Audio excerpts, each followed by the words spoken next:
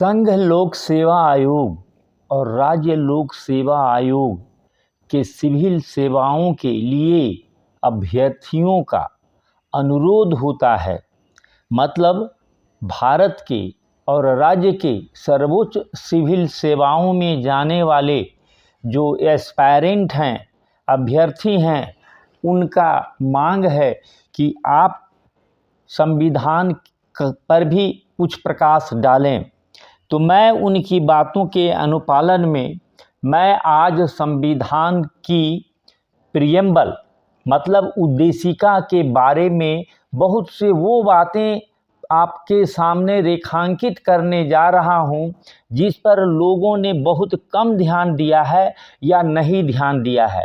बाकी चीज़ तो आप किताबों में पढ़ लेते हैं। पहली बात, अधिकतर मैं मोटी मोटी किताबों में जो भारतीय संविधान पर आधिकारिक मानी जाती है उसमें प्रियम्बल के लिए शब्द प्रस्तावना लेकर लिखा हुआ रहता है। दरअसल प्रस्तावना एक गैर संवैधानिक शब्द है, एक नॉन कॉन्स्टिट्यूशनल वर्ड है। पता नहीं भारत के तथाकथित विद्वान उद्देशिका प्रियम्बल के लिए प्रस्तावना कहाँ से लेकर आता है। अब इस बात को आप ऐसे समझिए कि यह किसी भी तरह से प्रस्तावना शब्द उचित है ही नहीं। प्रस्तावना ग्रंथों में, किताबों में भूमिका के रूप में, एक परिचय के रूप में, उनका परिचय कराता हुआ एक प्रस्तावना होता है, हो सकता है, लेकिन यह भारत का अधिनियम है, भारत का कानून है, भारत का सर्वोच्च कानून है। आप कुछ अधिनियमों को देखें। उदाहरण के तौर पर आज मैं भारत के संविधान की उद्देशिका के बारे में बहुत विस्तार से नहीं पढ़ाने जा रहा हूँ। मैं कुछ बिंदुओं को छूने जा रहा हूँ कि आपको यह पता चले कि आप कितना असावधानी से इस महत्वपूर्ण दस्तावेज जो भारत की संपूर्ण व्यवस्था का संचालक है, मार्गदर्शक है और नियामक है, उसको हम कितना और किस तरह से जानते हैं, कितना गंभीरता से जानते हैं, मैं इसकी बात कर रहा हूँ। आप एक उदाहरण देख लें, लोक सूचना अधिकार अधिनियम 2005 एक अधिनियम है जिसमें कई धाराएं, सेक्शन है। सबसे ऊपर में क्या लिखा है? यह अधिनियम शासन की पारदर्शिता और लोक सेवकों के कर्तव्यों के सुनिश्चयन के लिए, कर्तव्यों मतलब उनके उत्तरदायित्वों के सुनिश्चयन के लिए यह अधिनियम लाया गया है। मतलब उस अधिनियम का क्या उद्देश्य है उसको वो बता रहा है। उस अधिनियम का वो प्रस्तावना नहीं है, उस अधिनियम की वह भूमिका नहीं है, वह उस अधिनियम की उद्देशिका है कि यह लोक सूचना अधिकार अधिनियम 2005 है, यह किस उद्देश्य के लिए स्थापित है, किस उद्देश्य के लिए आया गया है। इसी तरह यह भारतीय संविधान की जो उद्देशिका है, प्रियम्बल है।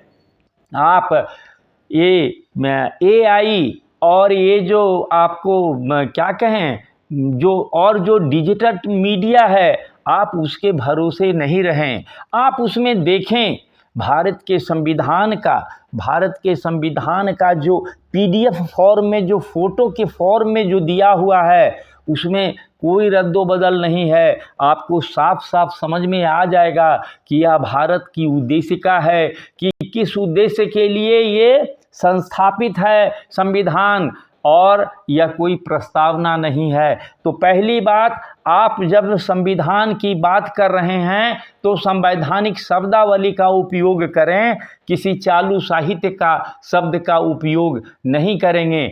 आप प्रचलन में, लोक प्रचलन में कई गलतियां करते हैं। इस संबंध में मैं आज उससे सिर्फ आपका परिचय कराऊंगा विस्तार से। जब आप इसमें रुचि लेंगे, मांग होगी, तो मैं इसे पढ़ाऊंगा। चूँकि इसे मुझे विस्तार से इस उद्देशिका को बताने में कोई 2 घंटे का समय लग सकता है।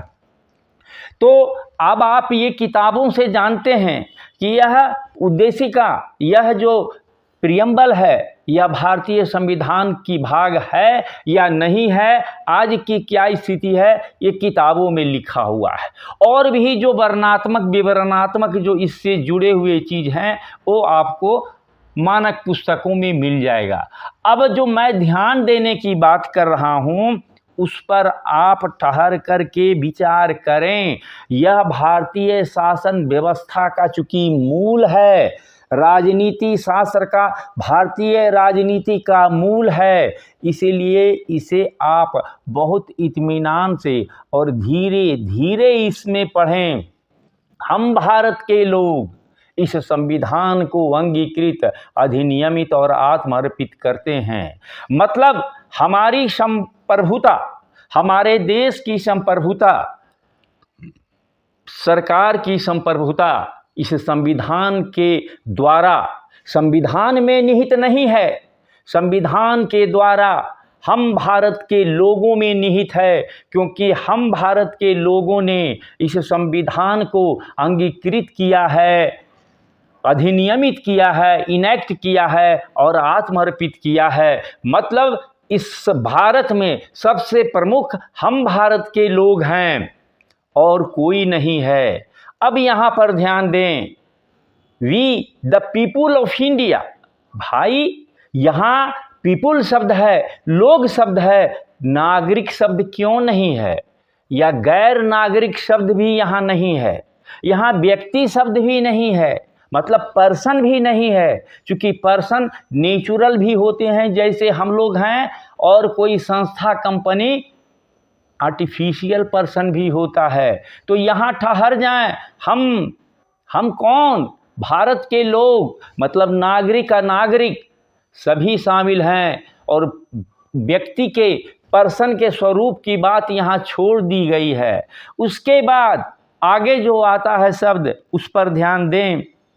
भारत को एक संप्रभु गणराज्य बनाने के लिए, मतलब संप्रभुता क्या होती है, गैर संप्रभुता क्या होती है, आप पढ़ने के क्रम में ठहर करके आपको विचार करना होगा, आपको समझना होगा कि संप्रभुता के आने से और नहीं रहने से अंतर क्या क्या पड़ता है, यह आप समझ लेंगे। ध्यान रहे कि इसी संप्रभुता शब्द के होने और नहीं होने से यह देश जो है एक राज्य बना, ये बाद की बात है, विशेष बात करूंगा बाद में। समाजवाद जब आप पढ़ रहे हैं, आप पूंजीवाद को यदि नहीं समझते हैं, यदि साम्यवाद को नहीं समझते हैं, मतलब समाजवाद के पृष्ठभूमि को आप एक्यूरेटली नहीं जानते हैं, तो समाजवाद सिर्फ रटने की चीज़ नहीं है।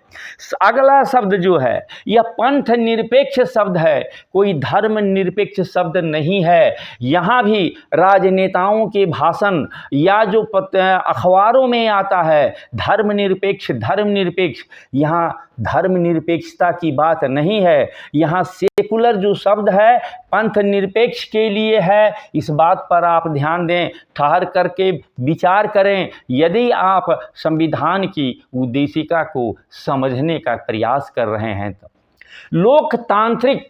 लोकतांत्रिक को अंग्रेजी में डेमोक्रेसी कहते हैं, लेकिन हमारे लोग, हमारे राजनेता इस लोगों के तंत्र को प्रजा का तंत्र बना दिए हैं और प्रजातंत्र शब्द का उपयोग करते हैं। इन्हें पता नहीं है कि प्रजातंत्र और लोकतंत्र में कितना बड़ा अंतर है। हालांकि दोनों का अंग्रेजी डेमोक्रेसी है, लेकिन उस डेमोक्रेसी का ब्रिटेन में हिंदी क्या होगा और भारत में हिंदी क्या होगा, ये जो असंवैधानिक शब्दों का जो प्रयोग करते हैं लोग, प्रजातंत्र। अरे भाई ये कौन प्रजा, किसकी प्रजा हम हैं, कौन हमारा राजा है?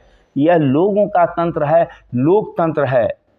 संविधान की उद्देश्य का प्रियम्बल बहुत ठहर कर आपको देखने समझने की जरूरत है।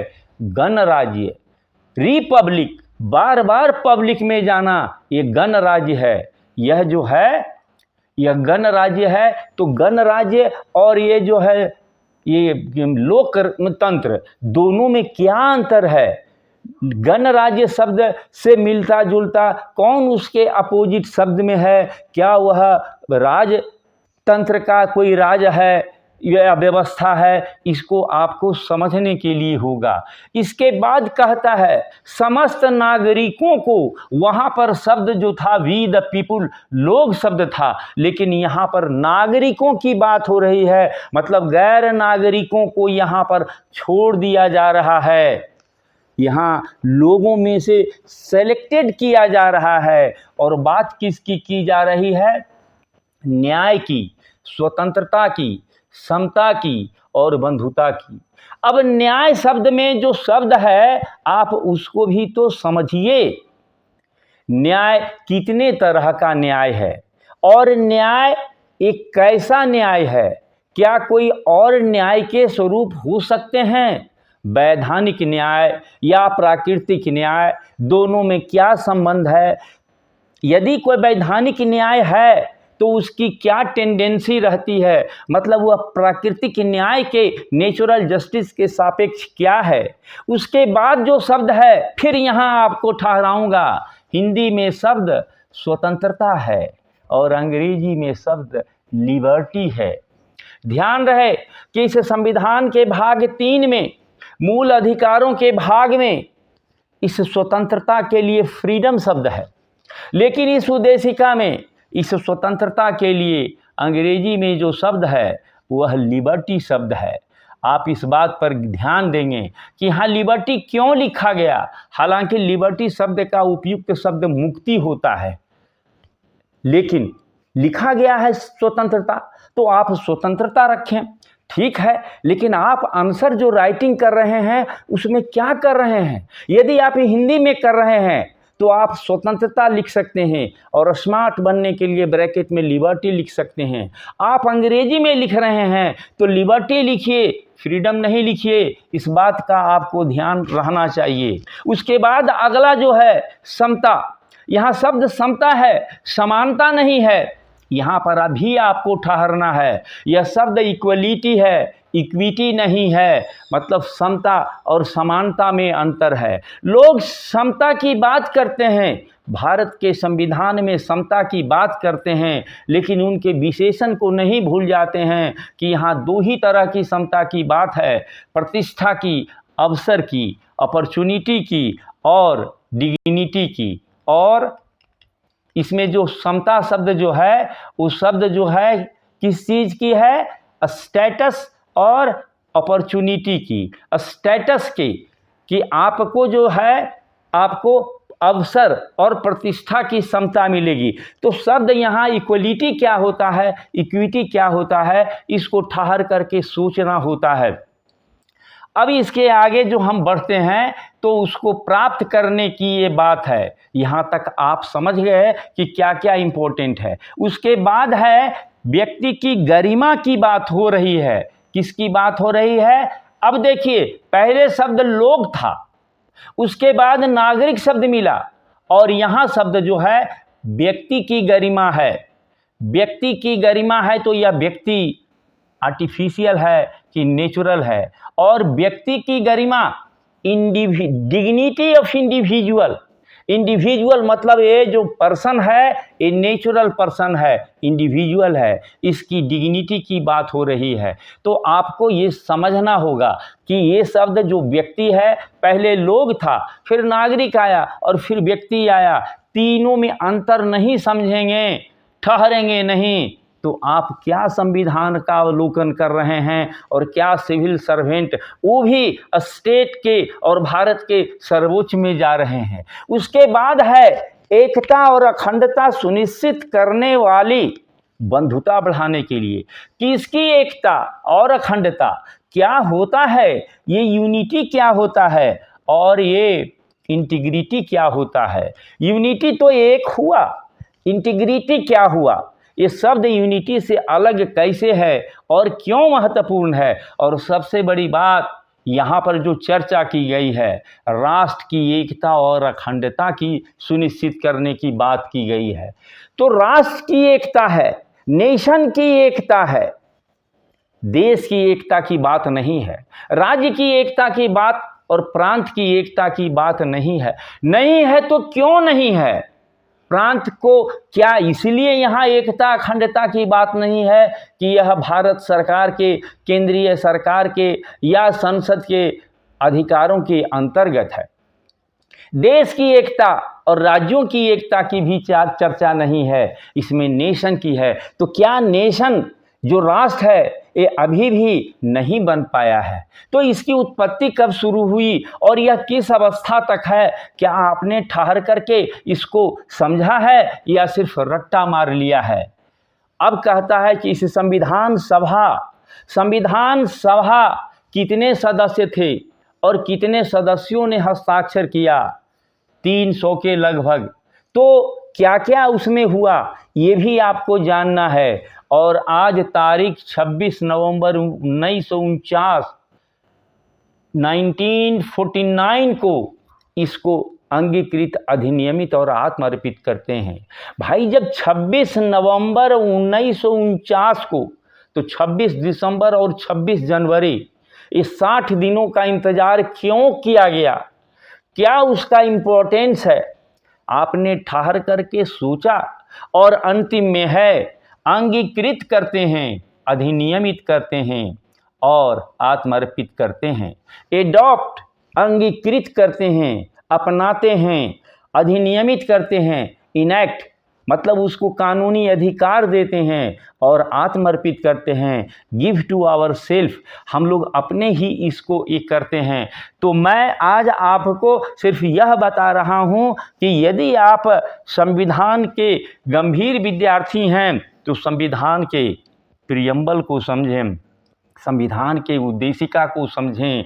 लेकिन इस संविधान की उद्देशिका को समझने के लिए गैर संवैधानिक शब्द, नॉन कॉन्स्टिट्यूशनल शब्द, प्रस्तावना का उपयोग नहीं करें। तो आज मैं इतना ही बात करूंगा और मैं इसके बाद चैनल को सब्सक्राइब करें। मैं इसे विस्तार से, मैंने जितने बातों को रेखांकित किया है उसको मैं विस्तार से आपको समझाऊंगा कि यह संविधान का उद्देशिका क्या है और क्या क्या कहता है, यह राजनीतिक व्यवस्था को समझने के लिए कितना महत्वपूर्ण है। धन्यवाद।